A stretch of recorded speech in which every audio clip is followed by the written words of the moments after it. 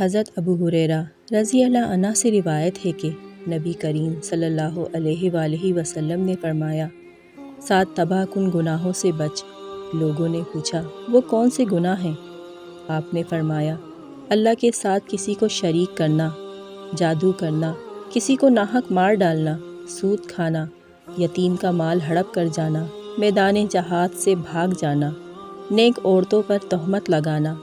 نبی کریم صلی اللہ علیہ وآلہ وسلم نے ارشاد فرمایا، اللہ تعالیٰ فرماتا ہے، اے میرے بندو، تم رات دن گناہ کرتے ہو اور میں تمام گناہوں کو معاف کرتا ہوں، لہٰذا مجھ سے بخشش طلب کرو، میں تمہیں بخش دوں گا۔